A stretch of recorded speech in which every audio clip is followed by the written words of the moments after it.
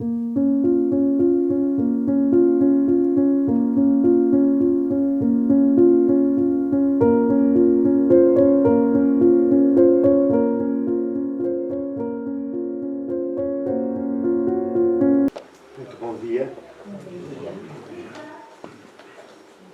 saber quem está na casa pela primeira vez. Muito bem-vindos. No final estamos disponíveis para qualquer informação que pretendam. Mas, entretanto, vamos dar início ao nosso trabalho com uma mensagem de Emmanuel do livro Vinha de Luz, cujo título é Vê, pois. É um comentário a um excerto do Evangelho de Lucas, a uma recomendação de Jesus. Vê, pois, que a luz que há em ti não sejam trevas. E Emmanuel comenta: há ciência e há sabedoria, inteligência e conhecimento, intelectualidade e luz espiritual. Geralmente, todo homem de raciocínio fácil é interpretado à conta de mais sábio. No entanto, há que distinguir. O homem não possui ainda qualidades para registar a verdadeira luz. Daí a necessidade de prudência e vigilância. Em todos os lugares há industriosos e entendidos, conhecedores e psicólogos. Muitas vezes, porém, não passam de oportunistas prontos para o golpe do interesse inferior. Quantos escrevem livros abomináveis, espalhando veneno nos corações? Quantos se aproveitam do rótulo da própria caridade, visando extrair as vantagens à ambição? Não basta o engenho e a habilidade. Não satisfaz a simples visão psicológica. É preciso luz divina. Há homens que num instante aprendem toda a extensão de um campo, conhecem-se-lhe a terra, identificam-lhe o valor. Há, todavia, poucos homens que se apercebem de tudo isso e que se disponham a suar por ele, amando antes de explorá-lo, dando-lhe compreensão antes da exigência. Nem sempre a luz reside onde a opinião comum pretende observá-la. Sagacidade não chega a ser elevação, e o poder expressivo apenas é respeitável e sagrado quando se torna a ação construtiva com a luz divina. Raciocina, pois, sobre a própria vida. Vê com clareza se a pretensa claridade que há em ti não é sombra de cegueira espiritual. Em breves palavras, e no seguimento das recomendações de Jesus e das suas informações sobre a nossa natureza, que éramos deuses e estávamos condenados a vencer, todos nós fomos criados e vivemos com esse objetivo superior. De acordo com a informação dos espíritos, dos bons espíritos, a Kardec, nascemos simples e ignorantes e estamos destinados à felicidade. Não à felicidade terrena, à felicidade humana, aquilo que é transversal à cultura e ao conhecimento na Terra, mas o estado de consciência tranquila em toda a plenitude. E como tal, essas palavras de Jesus, alertando-nos, informando-nos de que éramos deuses, é de facto a presença da luz divina em nós. E esse princípio da perfectibilidade é incontornável nas leis divinas e independente daquilo que são os nossos projetos, os nossos anseios, as nossas perspectivas para a vida. Esse programa, esse projeto maior é-nos muitas vezes superior e, não vendo de imediato esses fins, e os resultados que se vão consolidando e estabelecendo, já que, pelo princípio da reencarnação, nós não somos hoje o que éramos ontem. Estamos melhores. Contudo, ainda aquém daquilo que seria desejável. Porém, como o espírito é eterno e a marcha da vida prolonga-se pelo tempo infinito, compete-nos trabalhar, e agora aludindo às palavras, ao comentário de Emmanuel, preservar essa luz que há em nós, a luz divina, e que é a chama que nos alimenta, não só a própria existência, mas a própria inteligência, o raciocínio, a consciência. Assim, tenhamos bem presente a nossa essência, a nossa condição eterna e os fins para que fomos criados. Apesar das dores, das provas rudes que somos chamados a viver, muitas vezes condições inenarráveis, visíveis ou não, contudo, elas são necessárias para a nossa ascensão espiritual. Contudo, Jesus não nos deixa órfãos.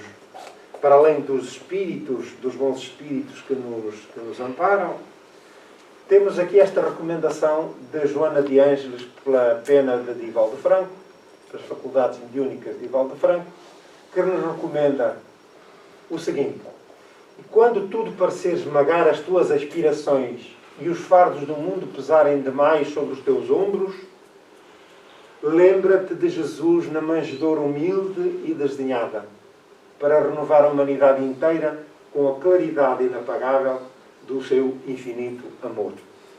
Portanto, nos momentos em que nos possa parecer que a vida sussurrará, nos momentos de maior tristeza, angústia, amargura, refugiemos-nos em Jesus na oração singela,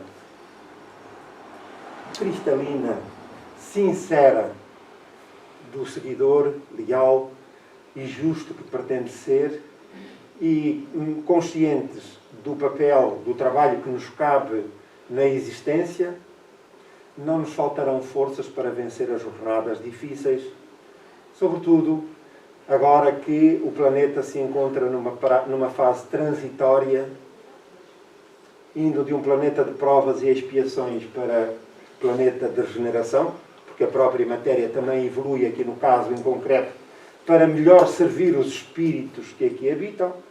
Então, todos estamos sujeitos a estas condições, já que poucos são aqueles que estão, de facto, isentos de provas, ou melhor, isentos de resgate, e, portanto, compete-nos, a nós espíritas, ter consciência desse mistério. Quem sou, de onde venho, porque estou aqui, para onde vou.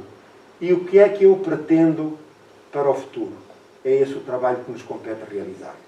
Então, pedimos licença e vamos dar início propriamente à apresentação do tema de hoje. Ainda no Livro dos Espíritos, que é o livro deste mês, portanto o livro em estudo. Desta feita continuamos ainda no capítulo 9, da intervenção dos espíritos no mundo corporal. Portanto, é o tema central. Atentemos bem no tema, no título, da intervenção dos espíritos no mundo corporal. A ação dos espíritos nos fenómenos da natureza. Então, em tese, pensamos que os espíritos são invisíveis, inócuos e que, portanto, se encontram estáticos na sua existência. E, contrariamente há muitas ideias respeitantes a estas circunstâncias. A verdade é que os espíritos agem, têm influência na matéria, sobre os fenómenos da natureza e outros que vamos relatar e vamos refletir sobre eles mais adiante. Numa questão que Kardec colocou aos espíritos que tutelavam o programa da cadeia do espírito da verdade, Kardec colocou a seguinte questão: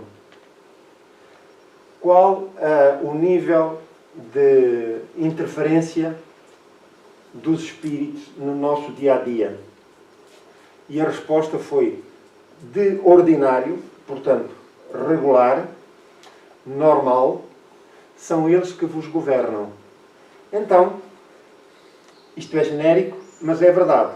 Ou espíritos melhores ou espíritos piores, sob o ponto de vista de natureza moral, os espíritos inspiram-nos ou influenciam-nos de acordo com as nossas pretensões, os nossos pensamentos, as nossas ações. Mas vão para além disso. Influenciam também os fenómenos da natureza. Na questão 536, são devidos a causas fortuitas ou, pelo contrário, têm todos um fim providencial os grandes fenómenos da natureza, os que se consideram como perturbação dos elementos? Então, o que é que podemos interpretar desta questão de Kardec? Qual é essa perturbação? Que elementos são e qual é essa perturbação? Alguém sabe?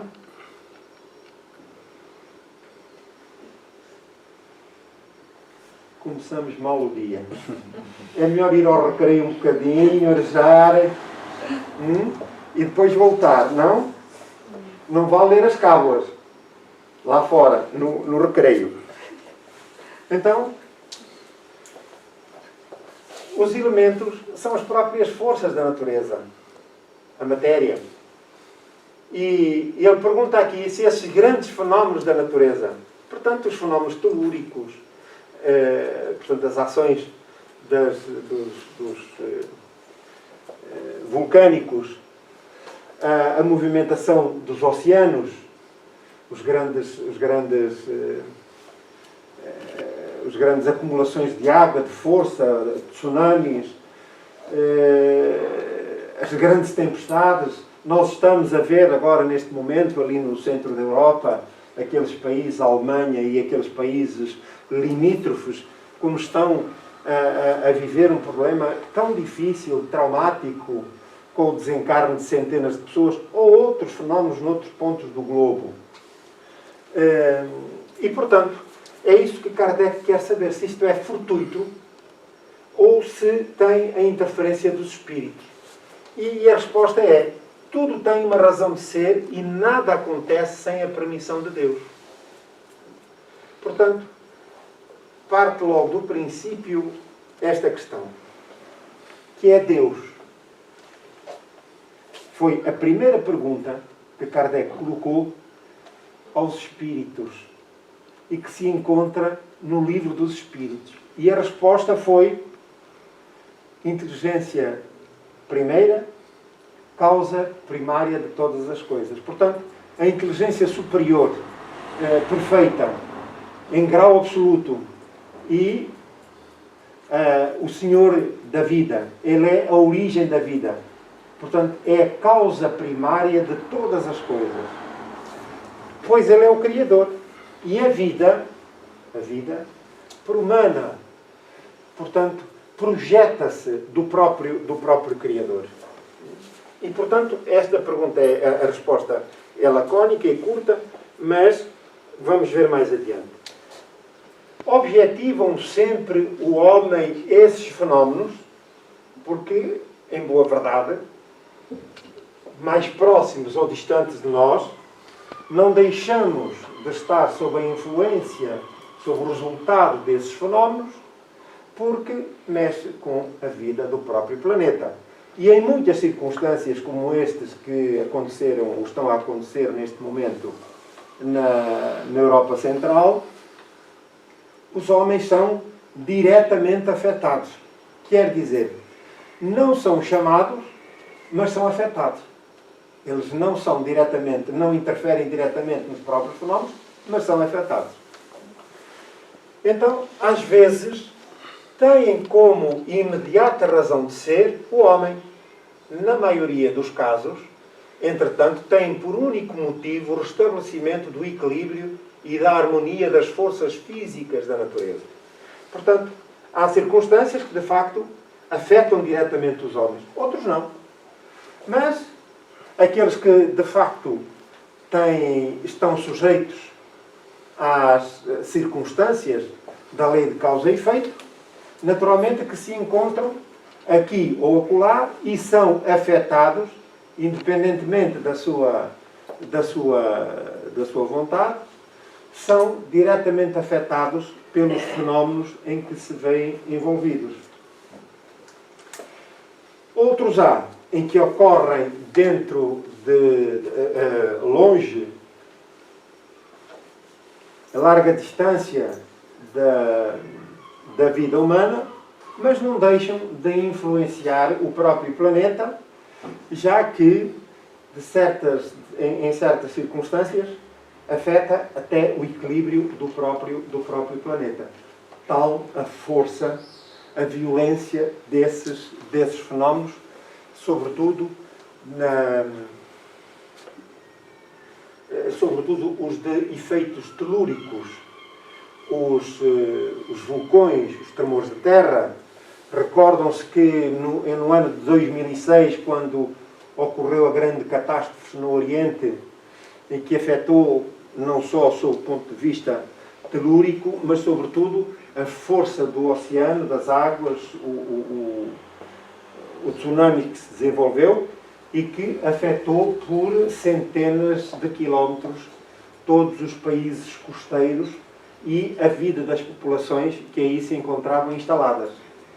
Os cientistas, estudando o resultado desses fenómenos, concluíram que a violência foi de tal maneira do terremoto que ocorreu nas profundezas do oceano, que mexeu com o eixo do próprio planeta. Portanto, o próprio planeta oscilou.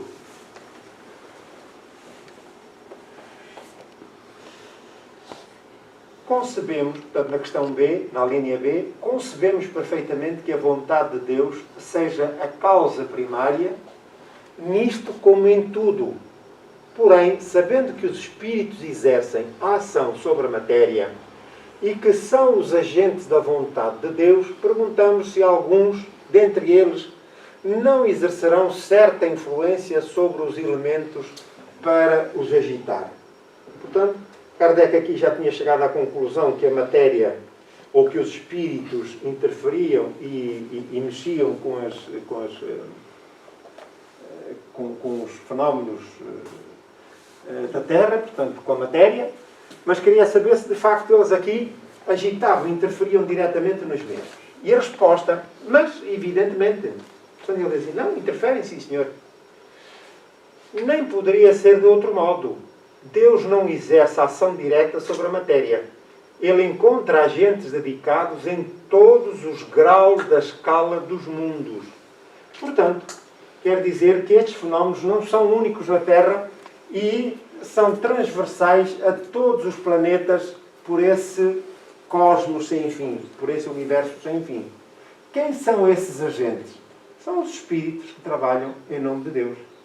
E, portanto, vamos ver, porque é muito interessante este detalhe dos espíritos que trabalham em nome de Deus.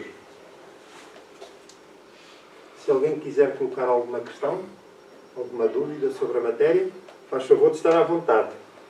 Eu sei que há muitas perguntas para colocar, não há? Sim, senhor. Sim, senhor. Sim, senhor. Tive o feedback.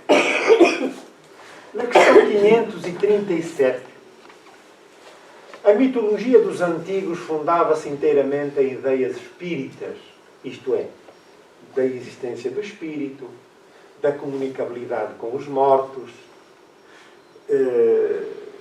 nos dois sentidos, entre mortos e vivos, já que, embora não haja ninguém morto, só aparentemente. Com a única diferença de que consideravam os espíritos como divindades. Portanto, como não havia uma noção muito correta da natureza dos espíritos e da sua influência sobre a humanidade e sobre, enfim, a sua existência física, e muitas das vezes, alguns com propriedade, com estatuto mais elevado, mas muitos eram espíritos guerreiros, espíritos violentos, tal como acontece nos dias de hoje. Entre nós, muitos espíritos que se manifestam, não só pelos efeitos físicos, portanto, na ação sobre a matéria, mas também através das faculdades mediúnicas, apresentam um nível de conhecimento e um nível moral baixos ao nosso nível ou ainda abaixo de nós. Espíritos mais inferiores do que nós. Isto é, sob o ponto de vista moral e do conhecimento também. É por isso que o exercício da mediunidade e as comunicações dos espíritos devem ser bastante escrutinados, analisados com rigor e exigência, tendo como linha de orientação o Evangelho de Jesus, mas também os conhecimentos da codificação e daqueles espíritos que são referência, mas que estão aí entroncados também na codificação. E porquê? Para que, usando as palavras de Jesus, não sejamos cegos a ser conduzidos por outros cegos. Porque a morte não transforma nada no caráter e na natureza do próprio espírito. A única diferença que há quando partimos para o lado de lá é que deixamos o corpo físico. Mas virtudes e defeitos continuam na nossa posse. E como tal fazemos uso deles enquanto do lado de lá, como fazíamos aqui. Enquanto não quisermos mudar aqui, somos os mesmos, exatamente. Quando os de lá também, se não quiserem mudar, são exatamente os mesmos. E, portanto, os mesmos patifes, os mesmos salafrários, os mesmos mentirosos, zomboteiros e brincalhões que são aqui deste lado, continuam do lado de lá, enquanto não houver mudanças. Ora, acontece que esses espíritos, quando se comunicam e as faculdades mediúnicas são exercidas inadvertidamente e sem critérios de rigor, tentam sempre enganar, ludibriar, manipular não só os médiuns, os instrumentos mediúnicos, como também servirem-se deles para propalarem mentiras, inverdades, seja de que natureza for. Então,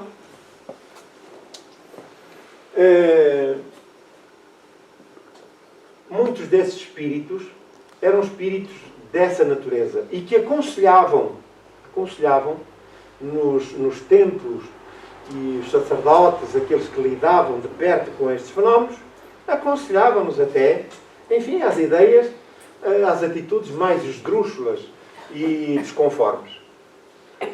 Representavam esses deuses ou esses espíritos com atribuições especiais. Assim, uns eram encarregados dos ventos, outros do raio, outros de presidir ao fenómeno da avistação, etc. Semelhante crença é totalmente destituída de fundamento. Quer dizer, apesar dessas circunstâncias, é verdade ou não que há espíritos que se encarregam dessas atividades? Que é a pergunta que Kardec está ali a colocar. E o espírito responde, tão pouco destituída de fundamento, quer dizer, é verdade, que ainda está muito aquém da verdade. Quer dizer, nós ainda estamos longe de saber o que ocorre verdadeiramente nesse mundo. Quer dizer, a relação dos espíritos com a matéria e a missão que têm, pequenina ou grande, mas a missão que têm de zelar pelos vários reinos da natureza. Estamos a compreender? Então, os espíritos, sim, influenciam, interferem na matéria, sobre os fenómenos da natureza. Contudo, aqui há um projeto superior. Vamos já ver mais adiante. Há um projeto superior. Na linha A desta questão, poderá então haver espíritos que habitem no interior da Terra e presidam aos fenómenos geológicos? E a resposta: tais espíritos não habitam positivamente a Terra. Não necessariamente. Não é? Que é a questão, a resposta. Presidem aos fenómenos e dirigem-nos de acordo com as atribuições que têm. Reparem bem. Dirigem-nos. Ainda não estão a dizer executam-nos. Estão a dizer dirigem-nos. Porque depreendemos então que há quem esteja a dirigir e há quem esteja a executar.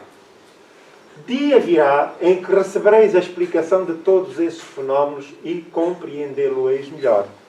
Ora, em função daquilo que aprendemos com a codificação e outras obras de referência, os espíritos habitam os meios com os quais se identificam após a morte, por força das condições vibratórias e energéticas que resultam do estatuto moral da criatura.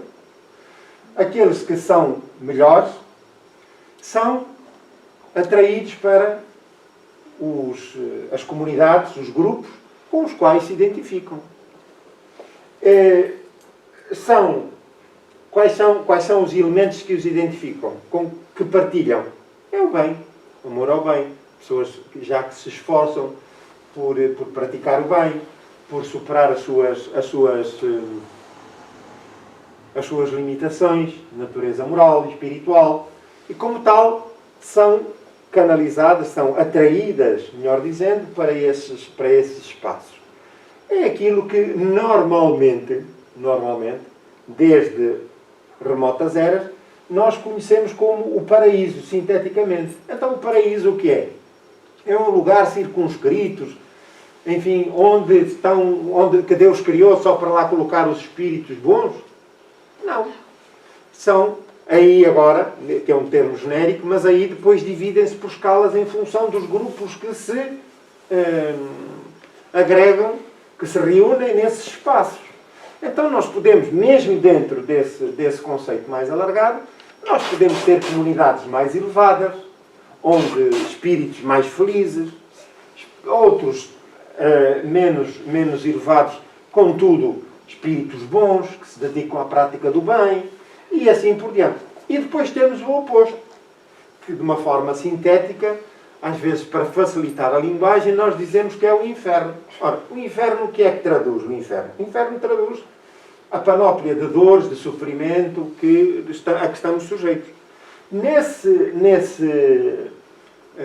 Digamos que nessa comunidade, nesse espaço, para aí são atraídos espíritos cujo estatuto moral é ainda inferior.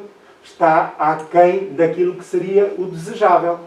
Ora bem, há espíritos muito mais empedernidos, e esses, de facto, estão em zonas de bastante dor e sofrimento.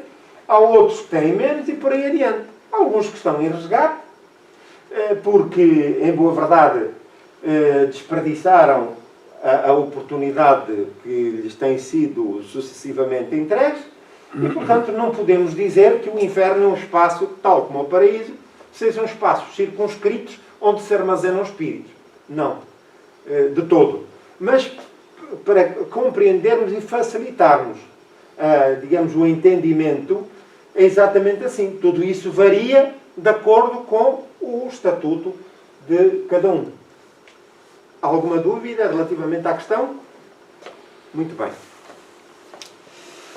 Sob o ponto de vista, deixa-me acrescentar, sob o ponto de vista teológico, daquilo que ouvimos desde as mais remotas épocas na cultura judaico-cristã, de que havia paraíso e havia inferno, locais circunscritos, criados por Deus para ir remeter os espíritos, os seus filhos, não é? Os benignos e os malignos. Não é verdade. Porque isso seria uma injustiça em absoluto. Ora, Deus, sendo perfeito em grau absoluto, não poderia remeter a uns para a felicidade eterna e outros para o sofrimento eterno. Está todo, os espíritos falam-nos disso, demonstram isso, está de todo destituído de verdade.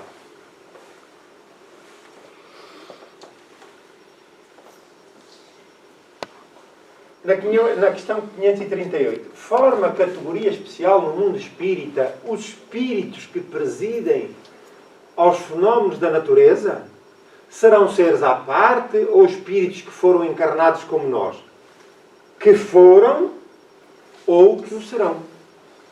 Portanto, já cá estiveram, aqui ou noutro local qualquer, mas outros virão também.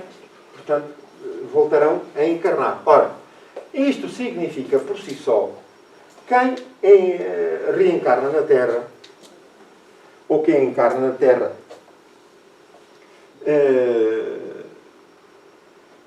no geral, salvo honrosas exceções, espíritos que vêm em missão, numa missão divina, superior, mas a esmagadora maioria dos espíritos que habitam a Terra somos ainda espíritos fortemente endividados para com as leis divinas.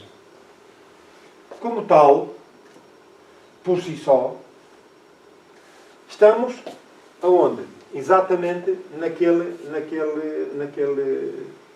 comunidade, naquele grupo. E vamos ver mais adiante o que diz o Espírito. Na linha A, pertencem esses espíritos às ordens superiores ou às inferiores da hierarquia espírita. E isso é conforme seja mais ou menos material, mais ou menos inteligente o papel que desempenha. Portanto, este grupo de espíritos, aqui no caso em concreto que estamos a falar, e que estão envolvidos nos processos dos fenómenos da natureza, portanto, cada um ocupa um lugar numa escala de trabalho, numa equipa de trabalho, de acordo com o seu conhecimento, o seu estatuto moral e a sua missão. Então quer dizer que, tal como acontece entre nós numa hierarquia, numa organização empresarial, há uns que dirigem, outros são intermediários, outros executam, por aí adiante. Estamos a compreender? Muito bem. Então, uns mandam, outros executam. Eu, quando for para lá, só quero mandar. Não é? Para executar, já não. Já não tenho saúde para isso. Não é? É só uma graça.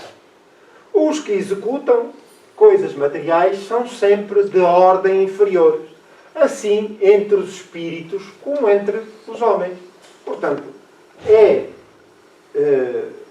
perfeitamente entendível por todos que nas organizações humanas as funções são normalmente atribuídas de acordo com a inteligência, a capacidade intelectual e o conhecimento da matéria a que se entrega para o trabalho, para a execução da obra que se pretende realizar.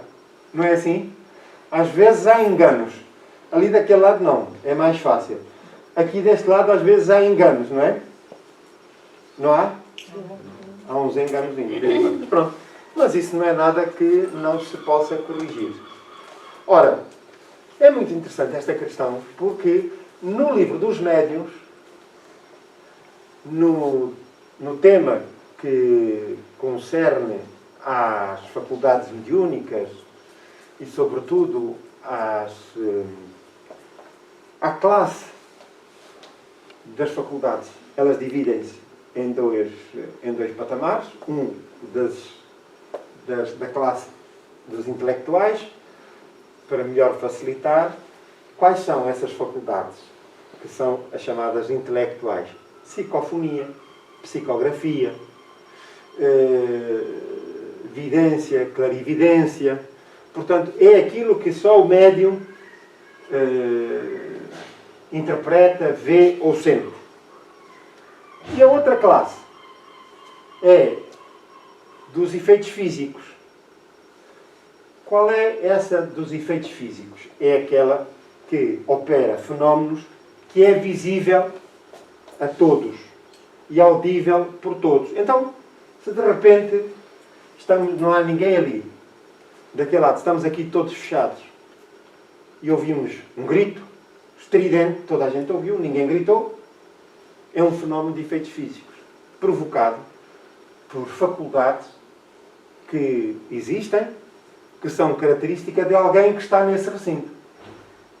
Um espírito, nas mesmas circunstâncias, um espírito que se materializa, é exatamente a mesma coisa. De efeitos físicos, está ao alcance da vista de todos. Um objeto que se desloca. Portanto, são fenómenos que foram todos testados e ao tempo de Kardec eram muito correntes. Objetos que se deslocam. Mas esses fenómenos ainda ocorrem nos dias de hoje. Sobretudo, ruídos que se ouvem, portas que batem, móveis que se deslocam, enfim, empurrões muitas das vezes que nós sentimos. Às vezes acontece, é muito vulgar, vamos a descer umas escadas ou vamos na rua, e sem tropeçou, não tropecei, mas deu um trambolhão forte e feio. Estamos na presença de fenómenos físicos. E porquê fenómenos físicos? Porque é a intervenção dos espíritos sobre a matéria. E, naturalmente, eles ocorrem fruto de uma conjugação especial e particular de faculdades mediúnicas e de forças da natureza. E, portanto, reparem que, se não estiverem reunidas estas condições, um espírito pode pretender empurrar, mas não consegue influenciar. Porquê? Porque não estão reunidas essas condições. Se tivessem reunidas essas condições, como ocorre, eu sofreria o efeito. Quer dizer, é a intervenção do espírito na matéria. Estamos a compreender? Ora, numa dessas reuniões de Kardec, alguém que se havia queixado que tinha, enfim, que a família estava a sofrer uma série no lar estava a sofrer uma série de fenómenos, ruídos, barulhos, objetos que eram arremessados contra as paredes, por aí adiante, e nesse trabalho, Allan Kardec pede ajuda e esse espírito que provocava esses fenómenos vai se manifestar nesse trabalho.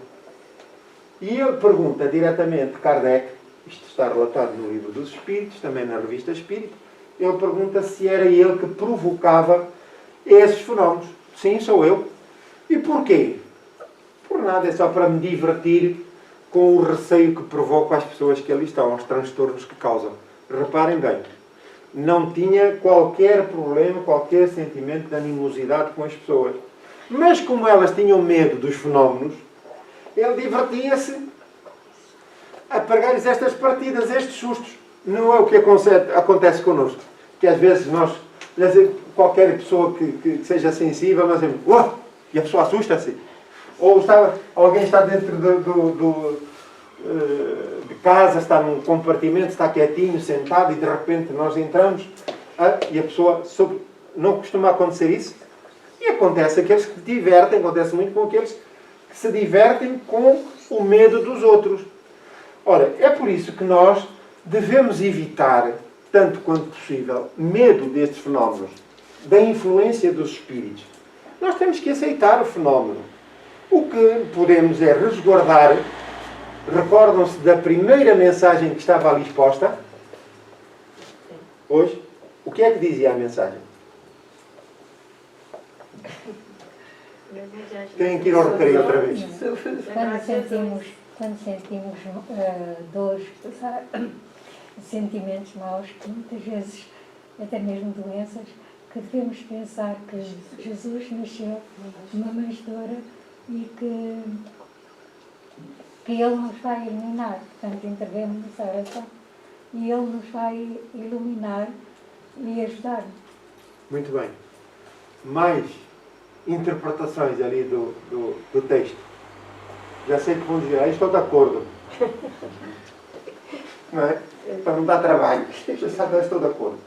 E, de facto, sinteticamente, aquilo que o Espírito diz é que, diante das circunstâncias do momento, das dificuldades que possamos sentir, refugiemos-nos em Jesus, recorramos a Jesus em oração, pedir-lhe auxílio.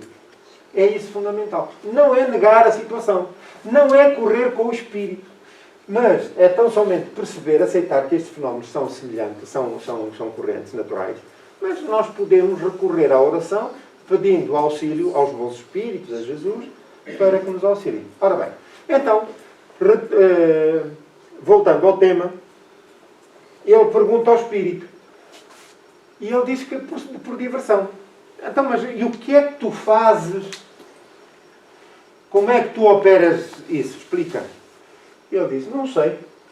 Agora, eu sei é que pela minha vontade eu consigo provocar esses fenómenos. Prepare, diga, por favor. Esses espíritos escolhem as pessoas a quem fazem isso? Pode haver uma ligação direta, pode não haver. Aqui no caso, como acabei de explicar, as pessoas, como tinham receio, eles vão-me divertir aqui um bocado com estas pessoas. E provoca esses fenómenos e as pessoas ficam amedrontadas. Não é? Então, para nós espíritas é importante que tenhamos isso em linha de conta. Estamos na presença de espíritos, enfim, doentes, ignorantes, com dificuldades muitas das vezes, e aproximam-se de nós com estas manifestações, tão somente para se divertirem. Não é? Mas até à oportunidade em que serão resgatados. Faz favor dizer. Seria nesse caso o nosso medo ou a nossa... nós permitimos que aquilo acontecesse porque nós temos medo ou transmitimos essa faculdade para o Espírito ter esse poder, digamos assim, de mover a matéria por conta de nós mesmos permitirmos que aquilo acontecesse? Não, a faculdade é um estado natural. É uma faculdade natural. E, portanto, com medo ou sem medo, ela existe. Sim. O que marca aí a diferença é, de facto, o medo. E o medo porquê? Porque a pessoa é natural. O medo é um meio de defesa que o espírito tem para sobreviver na vida física. Nós, se não tivéssemos medo da alta velocidade nos automóveis, muitos não têm. Mas a maioria tem. Não viajava a velocidades medianas, cautelosas, e por aí adiante. Mas os espíritos, que normalmente estamos rodeados deles, e há muitos que se aproximam de nós e são brincalhões, conhecendo ou não conhecendo, não têm, como no caso, no exemplo que estou a dar, não têm qualquer ligação afetiva ou emocional. Contudo, tiram partido das nossas fraquezas, que é o medo. Se eu estiver consciente de que, de facto, esses fenómenos ocorrem, eu estou livre disso? Não estou. Mas eu encaro aquilo como uma situação natural, porque sei o que é que está por trás disso. E como tal, refugiando-nos na oração, nós mudamos a agulha das nossas defesas, porque começamos a vibrar noutro sentido.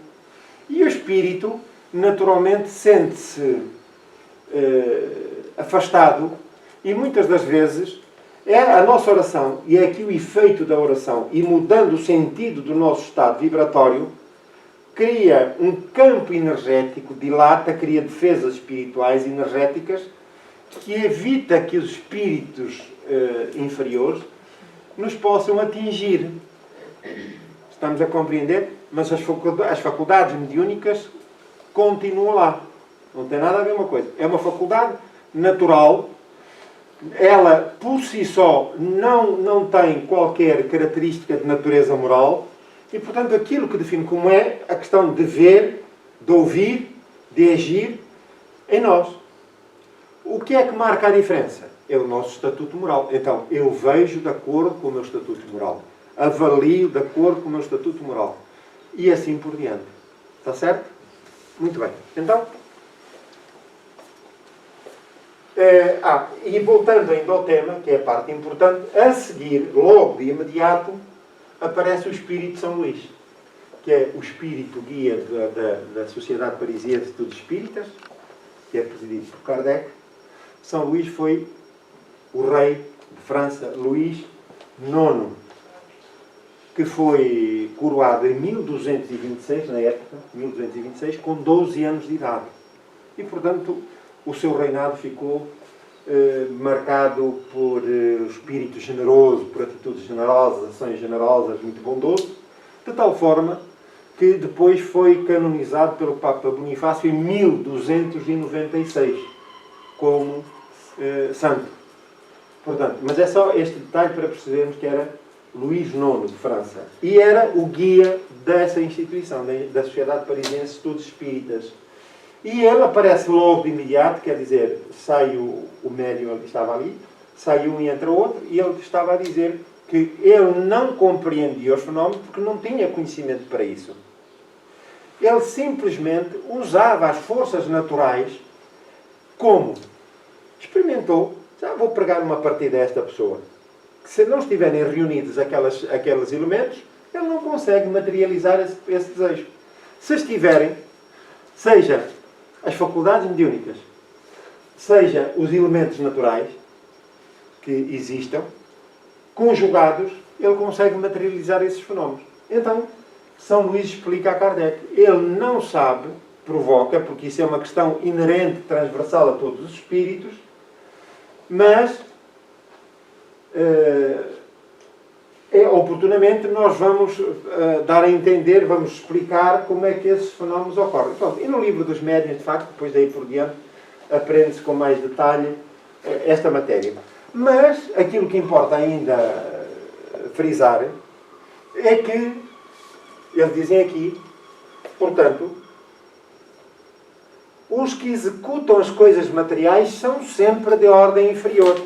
Portanto, quando eu ouvir um ruído, quando eu ouvir uma cadeira a mexer, já sei que são espíritos de natureza inferior. E quem são espíritos de natureza inferior? O que é que este inferior quer dizer?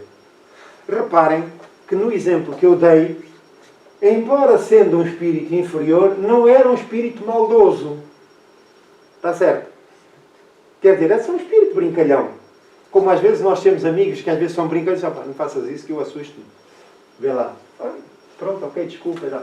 E o assunto fica ali sanado. Aqui no caso é exatamente a mesma coisa. Então este inferior não significa que seja um espírito maldoso. Porque ele diz, não, eu só me estava a divertir. Ali, porque eles têm medo, eu estava-me a divertir. Compreende? Então, o que é que significa inferior? Significa que esses espíritos têm pouca elevação espiritual ou moral e que estão muito próximos da matéria física.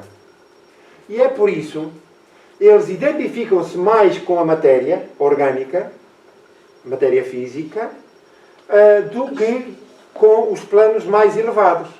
E por isso, eles têm mais condições materiais, porque o seu perispírito é ainda bastante denso, próximo da matéria física, bem como os seus projetos de vida, o seu desejo, a sua vontade. Esses espíritos, naturalmente, estão limitados sob o ponto de vista espiritual, não vêm longe, e, portanto, aquilo que é o foco principal da sua existência é a vida física. Ora, por essa razão, eles estão em condições de operar esses fenómenos. No caso aqui da lição, esses espíritos são espíritos que estão sob as ordens, as orientações de espíritos mais elevados. E esses, sim, esses é que fazem os levantamentos das necessidades da humanidade e veem se é necessário intervir aqui ou acolá. Se essas necessidades passarem por alterações orgânicas, físicas, eles são chamados, esses espíritos inferiores, de acordo com um plano que é estabelecido, e são esses espíritos que vão operar, executar, sob a orientação dos espíritos mais elevados. Está certo? Muito bem. Então, vamos adiante. Na questão 539, a produção de certos fenómenos, das tempestades, por exemplo, é obra de um só espírito ou reúnem-se muitos, formando grandes massas para produzi-los. Reúnem-se em massas inumeráveis. Inumeráveis. Portanto, podemos, digamos que, perceber minimamente, para provocar fenómenos como aqueles que agora há pouco falamos, estão a ocorrer na Europa Central, são precisos espíritos, de facto, grande número de espíritos para isso acontecer. Juntar, digamos assim, a sua força magnética, energética para operar sobre a matéria. Não têm consciência do próprio ato em si, quer dizer, estão a executar, mas não têm alcance para além daquilo. Está certo? Muito bem. Na questão 540, os espíritos que exercem a ação nos fenómenos da natureza operam com conhecimento de causa, usando livre-arbítrio, ou por efeito de instintivo ou irrefletido impulso. Vamos começar com uma questão que eu vou apresentar. É este que vai ditar o exame final. A nota no exame. Qual é o nosso estatuto? Nós já somos possuidores de livre-arbítrio ou não? Sim, sim. Hã? Sim. Eu gostava de ver a orquestra afinada. Claro. Sim. Sim. Não é? Aquele coro todo. Sim. Muito bem. Muito bem. Então vamos ver aqui mais adiante. Mas reparem que apesar do livre-arbítrio, nós ainda muitas das vezes agimos por instinto ou por impulso. Não é verdade? O que significa que ainda não estamos completamente afastados do programa, digamos assim, do nível primitivo de onde viemos. Não é verdade? Já temos consciência, temos inteligência, temos consciência da própria existência, temos livre-arbítrio, mas, em muitas circunstâncias, nós agimos por impulso. Ou por instinto. Uns sim, agora diz o Espírito, outros não. Estabeleçamos uma comparação. Considera esse imenso número de animais que, pouco a pouco, fazem emergir do mar ilhas e arquipélagos. Aqui o Espírito, nós trouxemos como exemplo, a grande barreira de coral no nordeste da Austrália, que é, digamos, uma zona extraordinária, invulgar, belíssima, mas que é profundamente providencial, é aqui para nós, humanos, para todos nós, humanos, porque protege das marés aquela costa ali do nordeste da Austrália.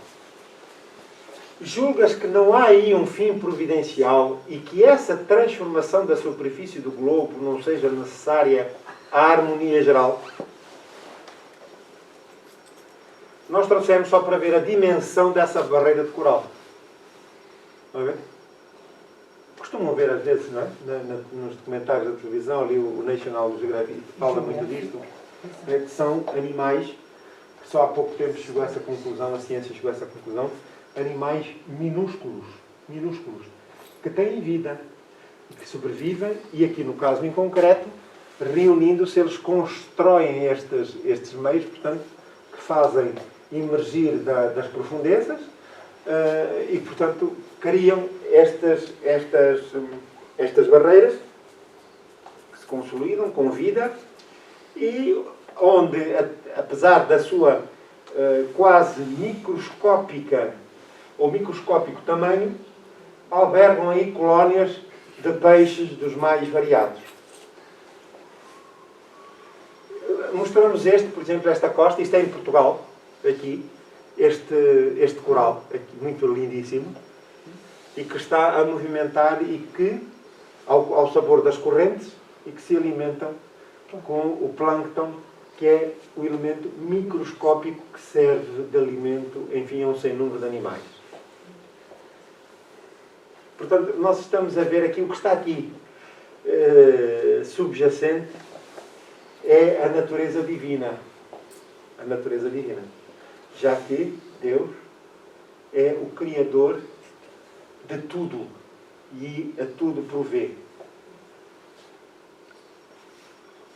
Entretanto, são animais de ínfima ordem que executam essas obras. Quer dizer, não têm ainda expressão de maior na escala da vida. São dos mais básicos. E, contudo, criam estas obras extraordinárias e, como diz o Espírito mais atrás, com um fim providencial. Provendo às suas necessidades e sem suspeitarem de que são instrumentos de Deus. Pois bem, do mesmo modo, os espíritos mais atrasados oferecem utilidade ao conjunto, enquanto se ensaiam para a vida, antes que tenham plena consciência dos seus atos e estejam no gozo pleno do seu livre-arbítrio, atuam em certos fenómenos de que inconscientemente se constituem os agentes. Primeiramente, executam. Reparem que estão ainda antes de nós, estes espíritos. Quer dizer que nós já estamos para além deste nível de evolução. Não é verdade? Porque já temos livre-arbítrio, já temos, enfim, a consciência da própria existência e estamos mais além. O que quer dizer que já passamos por lá. E eles passarão por aqui também, no patamar em que nos encontramos hoje. Está certo? Muito bem. Então, reparem que eles estão ao serviço dos planos divinos, sob a orientação de espíritos mais evoluídos, e estão neste exercício a aprimorarem-se, a evoluírem também. E por isso ele diz aqui, porque não têm ainda capacidade intelectual para mais. Primeiramente executam. Portanto, estão ali sob as ordens dos espíritos que os orientam. Mais tarde, quando as suas inteligências já houverem alcançado um certo desenvolvimento, ordenarão e dirigirão as coisas do mundo material. Depois, poderão dirigir-as do mundo moral. É normal. Primeiro aprende-se umas e aos poucos vamos ganhando balanço, capacidade para outras, que é mais importante. E o que é belo, o que é extraordinário, é que todos temos a mesma origem e todos chegaremos ao mesmo fim, que é a felicidade plena. Cada um ocupando na escala da vida, no patamar evolutivo, as mais diversas posições, de acordo com méritos ou deméritos. Aqueles que mais se empenharem no seu aprimoramento, mais avançam. Aqueles que forem mais perdulários, mais preguiçosos, naturalmente que o ritmo do avanço é mais lento, o progresso é mais lento. É assim que tudo serve, que tudo se encadeia na natureza, desde o átomo primitivo até o arcanjo. Portanto, pertencente, depois mais adiante, ou melhor, mais atrás, aqui na questão do livro dos Espíritos, na escala espírita, estes arcanjos que pertencem à primeira ordem da escala espírita. Portanto, dentro dos espíritos puros já. São esses espíritos que são chamados para o desempenho da orientação, da programação, da planificação destes projetos. Que também começou por ser átomo. Portanto, o arcanjo é daí a sua origem. Foi daí que nós também viemos e é para ali que também nós vamos, para a classe dos espíritos puros. Portanto, ainda temos uns quilómetros pela frente. Vamos nos munir, enfim, do combustível do bem para podermos acelerar um pouquinho a marcha para lá chegarmos. Portanto, se alguém, eu pelo menos digo sempre, se alguém pensar que é bom, que eu sou bom, ainda temos uns quilómetros pela frente, não é? Se me perguntam a mim, eu digo sempre que sou bom. O senhor, eu sou bom. Não é? Mas afinal não sou tão bom como isso. Porquê? Porque ainda estou muito longe deste patamar. Contudo, lá chegaremos todos, sem exceção. Certo?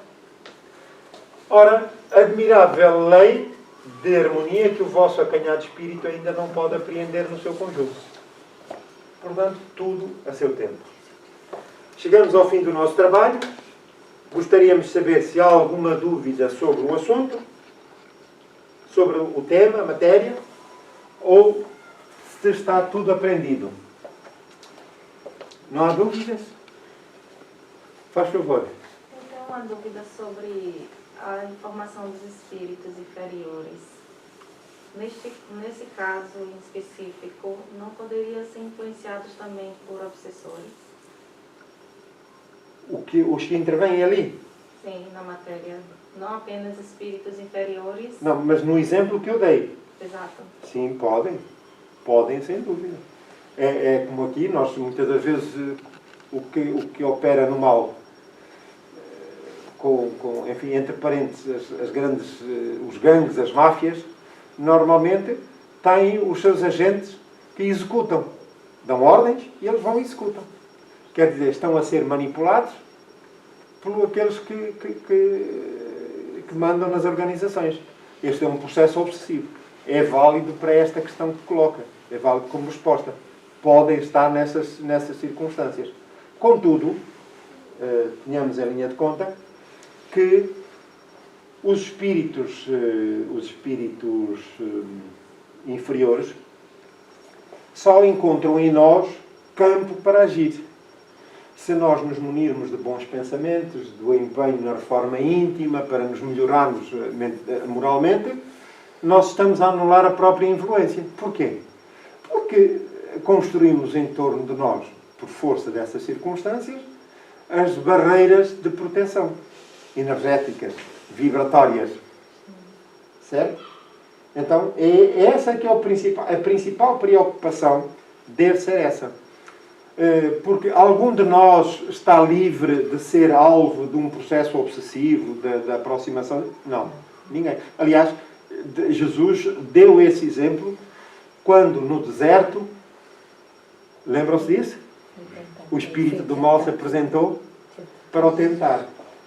É evidente que Jesus não ia ser tentado, não se deixaria tentar, mas é o exemplo que fica para que todos percebamos que estamos ainda no mundo em que habitamos, neste meio, e dada a nossa condição, somos alvo ainda destes processos. Contudo, somos nós que atraímos ou repelimos, de acordo com esses predicados que falamos há pouco.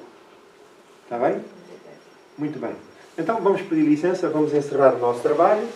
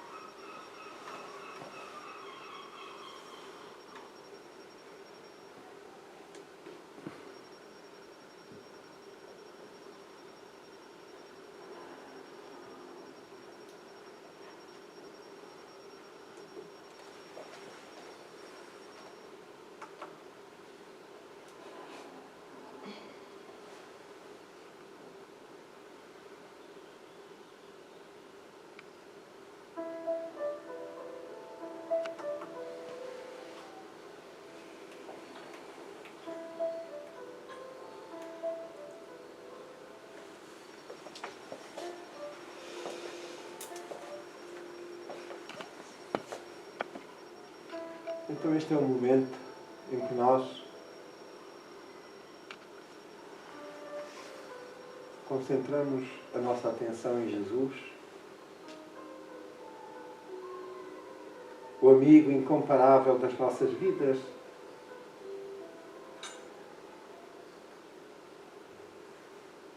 que nos acompanha há longo tempo. E a Deus, nosso Pai, o Criador da vida. Agradecemos este momento em que nos é permitido reunir em vosso nome e sentindo-nos imensamente gratos e felizes pela oportunidade, unimos os nossos pensamentos e entrelaçamos os nossos sentimentos em vibrações de paz e harmonia, cantando hosanas, louvando a Deus e agradecendo-lhe estes momentos de inefável alegria, de paz e harmonia. Pai querido, eis-nos diante de vós, felizes pela oportunidade, agradecendo-vos por tudo quanto nos foi dado experienciar ao longo do tempo e do processo reencarnatório que temos utilizado para o nosso aprimoramento moral, a nossa ascensão espiritual. Apesar de provas ou resgates, estamos, Senhor, conscientes da necessidade e da utilidade superior. Saibamos aproveitar as experiências, retirando lições luminosas para que nos munamos de resistência anímica e espiritual. Mestre querido, pensamos em todos quantos sofrem nos dois planos da vida. Na espiritualidade, Senhor, aqueles que jornadeiam sem rumo, desesperados, perdidos,